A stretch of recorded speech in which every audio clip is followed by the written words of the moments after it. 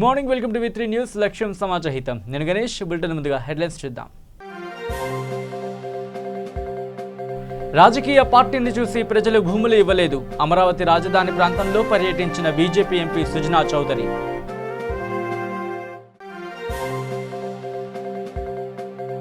కోర్టుకెక్కిన మాజీ స్పీకర్ కోడెల వ్యవహారం.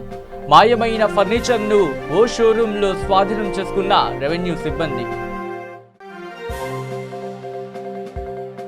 పర్యావరణాన్ని కాపాడాలంటే మట్టి గణపతిని ప్రతిష్ఠించండి. గద్వాల ఎమ్మెల్యే కృష్ణమోహన్ రెడ్డి చేతుల మీదుగా మట్టి వినాయకుల ప్రతిమల పంపిణీ. ఇక డీటెయిల్స్లోకి వస్తే, ఒక రాజకీయ పార్టీని చూసి రైతులు రాజధానికి భూములు ఇవ్వలేదని, అధికారంలోకి వచ్చిన కొత్త ప్రభుత్వం ఇలా చేస్తుందని ఎవరూ ఊహించలేదని బీజేపీ ఎంపీ సుజనా చౌదరి అన్నారు.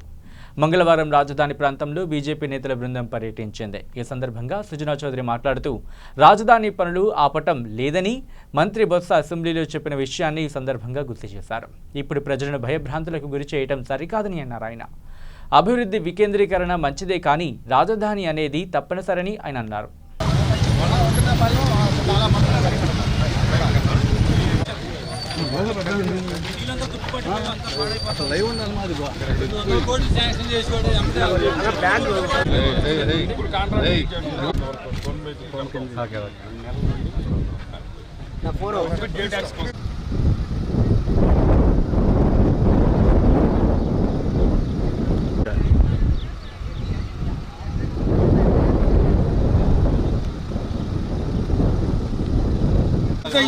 మీద మా నంబర్ కూడా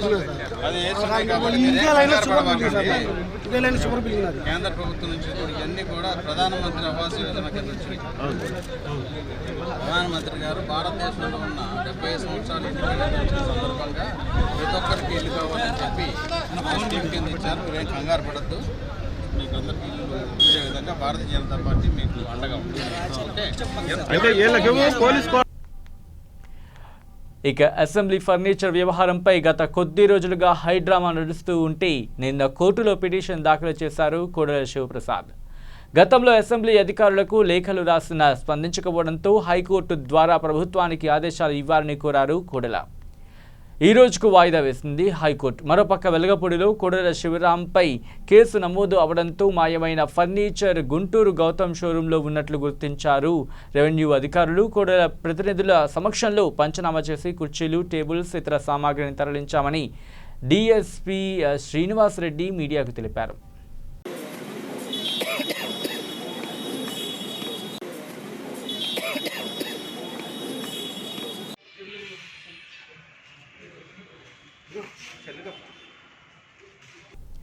ఇక నూజివీడులో స్థానిక ఆర్టీసీ బస్సులు స్తంభించాయి. ఎస్ఆర్లు లేకపోవడంతో బస్సులను బయటకు వెళ్లనిచ్చేది లేదని భీష్మించుకుని కూర్చున్న కండక్టర్లు ఒక్క బస్సు కూడా కదలకపోవడంతో ఇబ్బంది పడ్డారు ప్రయాణికులు. పాఠశాలలకు, కళాశాలకు వెళ్లాల్సిన విద్యార్థులు వీళ్లు సైతం ఇబ్బందులకు గురయ్యారు.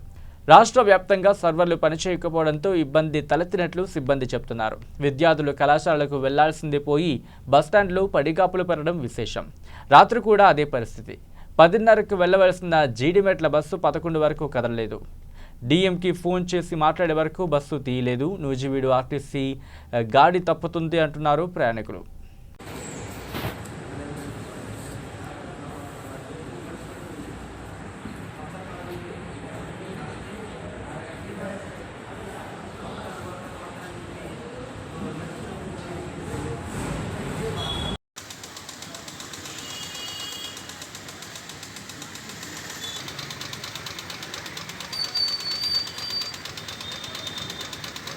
ఇక అరగిద్ద గ్రామంలోని బీసీ వెల్ఫేర్ జిల్లా వెనుకబడిన తరగతుల సంక్షేమ వారి ఆధ్వర్యంలో శాలివాహన కుమ్మరి వారు శిక్షణ ఇచ్చి స్వయంగా చేతితో తయారు చేసి మట్టి వినాయకులను పరిశీలించారు ఎమ్మెల్యే బండ్ల కృష్ణమోహన్ రెడ్డి.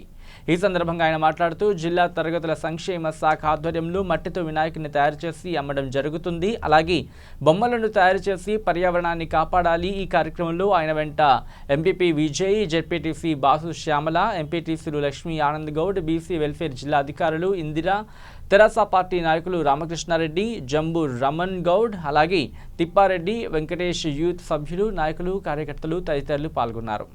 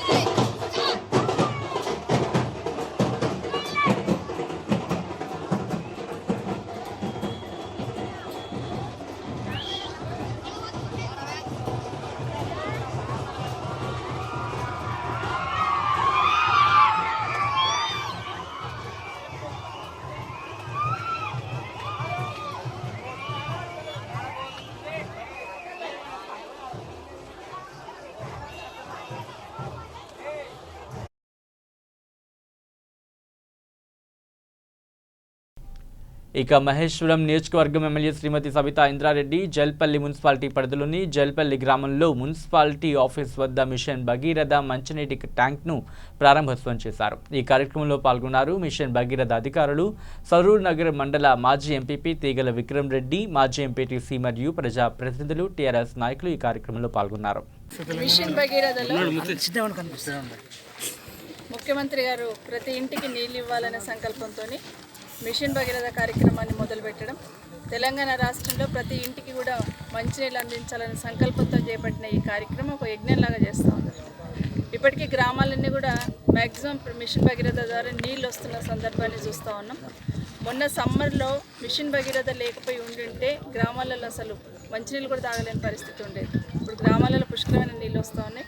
ఇప్పుడు అర్బన్లో కూడా హైదరాబాద్ సిటీ చుట్టుపక్కల ఉన్న ఏరియా అంతా కూడా ఇప్పుడు మిషన్ భగీరథ కార్యక్రమంలో లైన్ వేసుకొస్తున్నాం. ప్రధానంగా నా నియోజకవర్గంకి వచ్చేసరికి మహేశ్వరంకి వచ్చేసరికి దాదాపుగా 105 కోట్ల వరకు స్పెండ్ చేస్తే ఈ జల్పల్లి మున్సిపాలిటీ వచ్చేసరికి నుంచి 51 కోట్ల రూపాయలు ఈరోజు ఖర్చు పెట్టి ఇలాంటి రిజర్వాయర్స్ అన్ని కడతా ఉన్నారు. ఈరోజు జల్పల్లి మున్సిపల్ ఆఫీస్ దగ్గర ఒక రిజర్వాయర్ ఇనాగ్రేషన్ చేసుకున్నాం. ఇప్పుడు ఇదొకటి ఎర్రకుంట అండ్ షాయిన్ నగర్, ఈ 4 రిజర్వాయర్స్ కంప్లీట్ అయిపోతే ఆల్మోస్ట్ ఈ జల్పల్లి మున్సిపాలిటీకి ఇక్కడ ఉన్న అన్ని ఏరియాలకి ఆల్టర్నేటివ్ డేస్లో నీళ్ళు ఇచ్చే కెపాసిటీ ఈరోజు మనం ఇక్కడ బిల్డ్ చేసుకున్నాం. సెకండ్ ఫేజ్లో ఇంకా చాలా కాలనీస్లలో పైప్ లైన్ వేసుకోవాల్సిన అవసరం ఉంది ఈ మున్సిపాలిటీకి సంబంధించి, కానీ నా కాన్స్టిట్యూన్సీ సంబంధించి ఇప్పటివరకు 300 కిలోమీటర్ల పైప్ లైన్ వేసుకొస్తే ఇంకా 250 కిలోమీటర్ల పైప్ లైన్ అవసరం. సో ఈ 250 కిలోమీటర్లకు సంబంధించి గౌరవ ముఖ్యమంత్రి గారిని రిక్వెస్ట్ చేస్తే మొత్తం సరౌండింగ్లో 500 కోట్లు శాంక్షన్ ఇస్తే మనకు మాత్రమే ఒక 200 కోట్ల రూపాయలు 250 కిలోమీటర్లు మహేశ్వరం కాన్స్టిట్యున్సీకి ఇవ్వడం జరిగింది. ముఖ్యమంత్రి గారికి ప్రత్యేకంగా ధన్యవాదాలు చెప్తా ఉన్నాను. ఎందుకంటే నిజంగా పేదవాళ్ళందరూ ఇక్కడ జల్పల్లి మున్సిపాలిటీలో రోజు పనిచేసుకొని బ్రతుకుతున్న వాళ్ళు ఎక్కువగా ఉంటారు. వాళ్ళకి మంచినీళ్ళు అందించాలనే ఉద్దేశంతో ఇమీడియట్గా శాంక్షన్ ఇచ్చిన ముఖ్యమంత్రి గారికి ప్రత్యేకంగా ధన్యవాదాలు. ప్రజెంట్ అయితే ఇప్పుడు శాంక్షన్ ఉన్న కాడికి వాటర్ అయితే ఇస్తూ ఉంటాం. సెకండ్ ఫేజ్లో కూడా ప్రతి కాలనీలో ప్రతి ఇంటికి కూడా పైప్ లైన్ వేసుకొస్తామని ప్రజలందరూ తెలియజేస్తాం.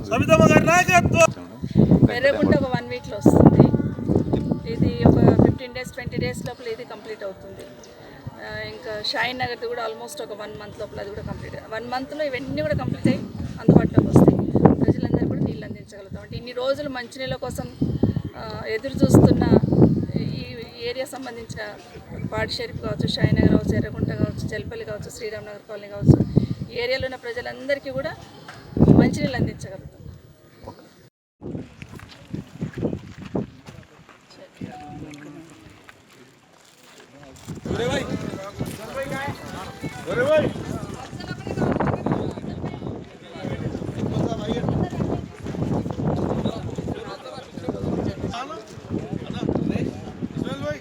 రైట్ మీరు రారు ముందర వస్తున్నారు పైకన్నా ట్యాంక్ పడతారు. ఫోటోలు కూడా వస్తాయి. ఒక్క నిమిషం కొద్దిగా జరగాల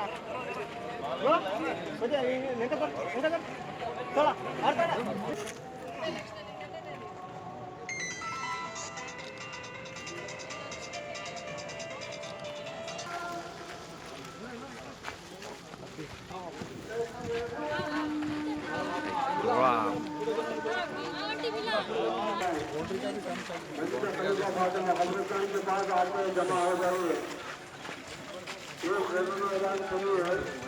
मैडम सभी कार्यक्रम मायने के लिए बच्ची की मायने के लिए आ रहा है, सबके लिए गुजारिश की जाती है जमा हो जाए यहाँ पर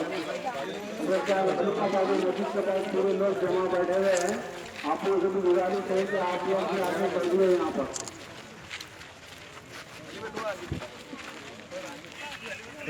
डिस्टेंस मेंटेन कर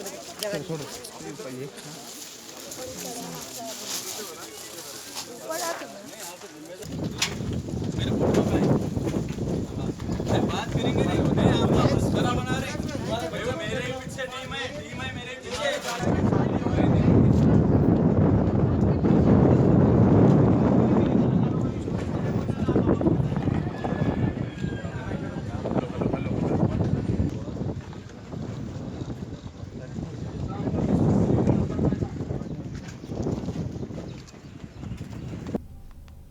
ఇక భద్రాద్రి కొత్తగూడెం జిల్లా ములకలపల్లి మండలం మండల పరిషత్ కార్యాలయం ముందు ములకలపల్లి మండల పరిధిలో గల వైఎస్ఆర్ నగర్ కాలనీవాసులు ఆందోళన కార్యక్రమం చేపట్టారు. వారికి మంచినీటి సౌకర్యం, వీధి లైట్లు, రోడ్లు, కరెంటు మీటర్లు, అన్ని రకాల మౌలిక సదుపాయాలు అలాగే మౌలిక వసతులు కల్పించాలని, అన్ని ప్రభుత్వ పథకాలకు కూడా మాకు అందేలా చూడాలని వారు ఎంపీడీఓ ఉదయ్ భాస్కర్కు వినతిపత్రం అందజేశారు. దీనికి స్పందించిన ఎంపీడీఓ ప్రస్తుతం పంచాయతీలలో నిధులు పుష్కలంగా ఉన్నాయని, మీరు ఎన్నుకున్నటువంటి గ్రామ సర్పంచ్ ఇప్పటి వరకు వాళ్లకు చెక్ పవర్ లేక వాళ్ళు చేయలేదని, ఇప్పుడు చెక్ పవర్ వచ్చిందని, అన్ని పనులు అయ్యే విధంగా చూస్తారని అన్నారు. ఈ కార్యక్రమంలో ఎంపీపీ మట్ల నాగమణి, ఎంపీటీసీ కొర్రి భద్రం, సిపిఐ జిల్లా కార్యవర్గ సభ్యుడు నారాటి ప్రసాద్ పాల్గొన్నారు.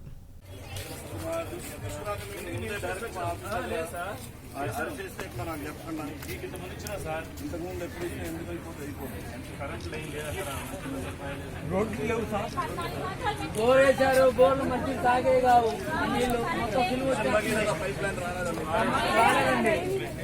మొన్న రీసెంట్ కూడా చెప్పారు.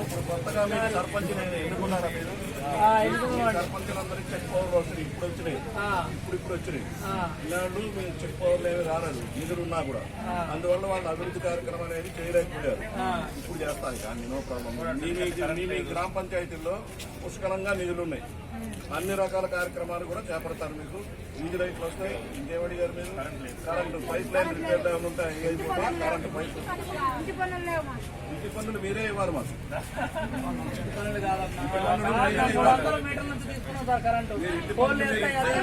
కార్యక్రమాలన్నీ మేము చేస్తాం. ఓకేనా? మీ వీధి లైట్లు అన్నీ వస్తాయి. ఇప్పుడు గ్రామ పంచాయతీ పవర్లు వచ్చినాయి, చెక్ పవర్ కూడా వచ్చింది వాళ్ళకి. అన్ని మీ నిధులు మీకు ఉన్నాయి, పుష్కలంగా మీ నిధులు మీకు ఉన్నాయి. మీ అన్ని అభివృద్ధి కార్యక్రమాలు కూడా జరుగుతాయి.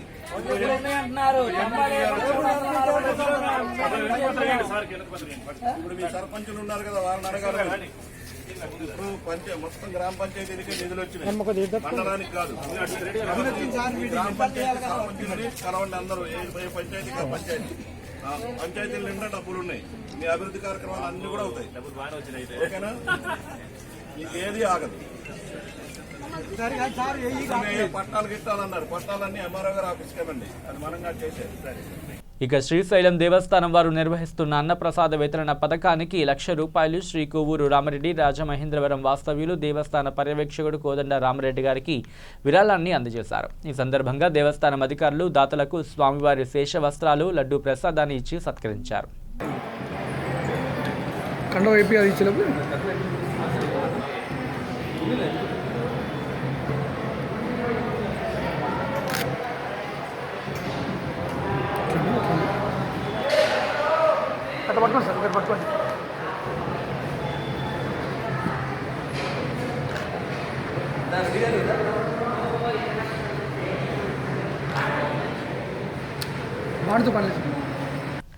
ఇక గండేడ్ మండలంలోని అన్ని గ్రామాలకు చెందిన రైతులకు పట్టా పాస్బుక్లు పంపిణీ చేశారు ఎమ్మెల్యే శ్రీ కుప్పుల మహేష్ రెడ్డి. ఈ కార్యక్రమంలో MRO Kishan, ZPTC Srinivas Reddy, MPP Madhavi, అలాగే వైస్ ఎంపీపీ ఈశ్వరయ్య, సర్పంచ్లు, ఎంపీటీసీలు పాల్గొన్నారు. మండలంలోని అన్ని గ్రామాలకు చెందిన 307 మంది రైతులకు నూతన పట్టా పాస్బుక్లు పంపిణీ చేశారు.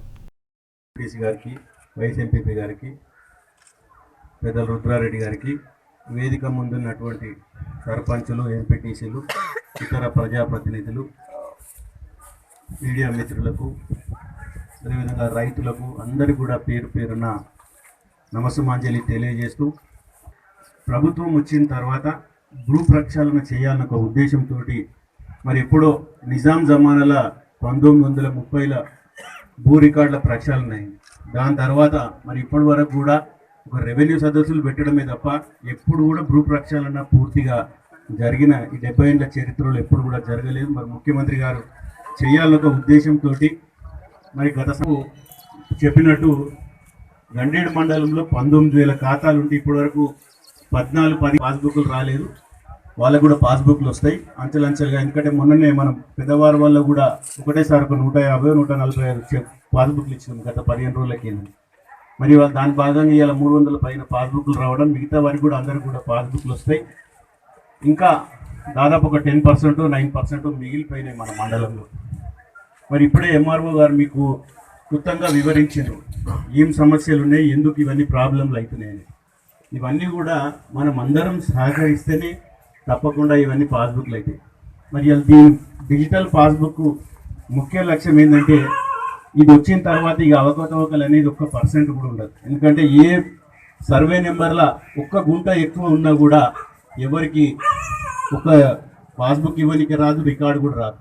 కాబట్టి ఇవన్నీ సమస్యలు కూడా మనం చెప్పినట్టు మరి ఇట్లనే దొంగ పాస్బుక్లా, దొంగ ప్రొసీడింగ్లా ఇవన్నీ చేసినందుకే ఇవన్నీ ప్రాబ్లమ్స్ అయినాయి. దీన్ని దృష్టిలో పెట్టి ముఖ్యమంత్రి గారి కార్యక్రమం తీసుకున్నారు. ఇవాళ రైతులకు మేలు చేయాలన్న ఒక ఉద్దేశంతో ఇవాళ డిజిటల్ పాస్బుక్లు ఇవ్వడం. మరి మనం ఈ పాస్బుక్ ద్వారా మనకు ఎంత భూమి ఉందో రికార్డులు కూడా అంతే ఉంటుంది. ఈ రికార్డును మార్చే ఉండరు, ఇందులో అనుభవదారుడు ఉండరు. ఎవరైతే పట్టదారు ఉండరో పట్టదారే ఉంటుంది, ఇక కాస్తుదారు ఉండరు, వేరే ఎవ్వరు కూడా ఉండరు. కాబట్టి ఇవన్నీ కూడా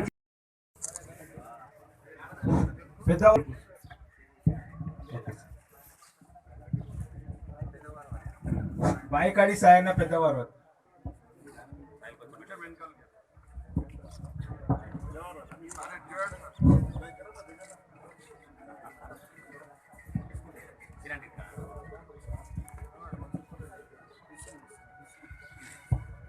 ధ్యానమోని కృష్ణయ్య పెద్దవారు.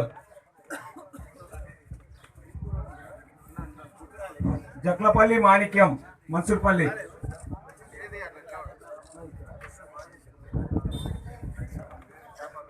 జక్లపల్లి మాణిక్యం మన్సూర్పల్లి.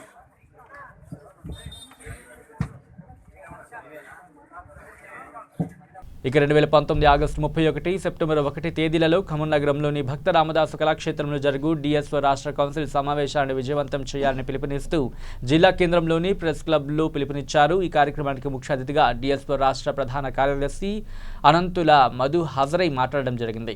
దేశంలో విద్యారంగం తీవ్ర సంక్షోభంలో కూరుకుపోయిందని, విద్యార్థులు అనేక సమస్యలను ఎదుర్కొంటున్నారని అన్నారు. విద్యా వ్యాపారాన్ని అరికట్టడంలో పాలకులు పూర్తిగా విఫలమయ్యారు అని అన్నారు. అన్ని స్థాయిలలోనూ ప్రభుత్వ విద్యా సంస్థలు అధోగతిలోనూ కొనసాగుతున్నాయి అని అన్నారు. ప్రభుత్వ విద్యా సంస్థల దుస్థితిని, తమ పిల్లల భవిష్యత్తు పట్ల తల్లిదండ్రుల ఆకాంక్షలను, ఆందోళనను సొమ్ము చేసుకుంటూ అన్ని స్థాయిల్లోని విద్యా వ్యాపార సంస్థలు వివిధ పేర్లతో అధిక ఫీజులు వసూలు చేస్తున్నాయి అని అన్నారు. అనేక జిల్లాల్లో శిథిలావస్థలో ప్రభుత్వ పాఠశాలలు నడుస్తున్నాయి. ఎప్పుడు ఈ వర్షాకాలంలో ఒకవైపు వర్షాలు కురుస్తూ తరగతులు సరిగా లేక, విద్యార్థులు సరిపడా ఉపాధ్యాయులు లేక అనేక ప్రాంతాల్లో విద్యార్థులు అనేక సమస్యలతో సతమతమవుతున్నారు. విద్యా వ్యవస్థ మొదలుపెట్టి యూనివర్సిటీల వరకు అదే సమస్య ఎదుర్కొనడం జరుగుతుంది. తెలంగాణ రాష్ట్రంలోని దాదాపు 7 యూనివర్సిటీల్లో 6,000 పోస్టులు, ప్రభుత్వ పోస్టులు ఇప్పటికి కూడా ఖాళీగా ఉన్నాయి. వాటిని వెంటనే పూర్తి చేయాలని, అదేవిధంగా తెలంగాణ ప్రభుత్వం ఇక్కడ తెలంగాణ రాష్ట్రంలో విద్యార్థులు కానీ, నిరుద్యోగులు కానీ ఉపాధి అవకాశాలు లేక పెద్ద ఎత్తున కుంగుబాటుకు గురవుతున్నారు. సరైన నోటిఫికేషన్ లేవు. ప్రజాతంత్ర విద్యా సంస్థ నుండి మేము డిమాండ్ చేస్తున్నాం. మెగా డిఎస్సీలు వేయాలని, పెద్ద ఎత్తున నోటిఫికేషన్లు విడుదల చేసి నిరుద్యోగ యువకులకు ఉపాధి కల్పించాలని కూడా మేము డిఎస్ఓ నుండి ప్రభుత్వానికి విజ్ఞప్తి చేస్తున్నాం. అనేక రకాల విద్యారంగ సమస్యల పట్ల ఆ రోజు సమావేశంలో వక్తలు మాట్లాడడానికి వస్తున్నారు. తర్వాత వివిధ సమస్యల పట్ల కూడా చర్చలు జరగబోతున్నాయి. ఇక బులెటిన్ ముగించే ముందు హెడ్లైన్స్ మరోసారి చూద్దాం. రాజకీయ పార్టీని చూసి ప్రజలు భూములు ఇవ్వలేదు. అమరావతి రాజధాని ప్రాంతంలో పర్యటించిన బీజేపీ ఎంపీ సుజనా చౌదరి.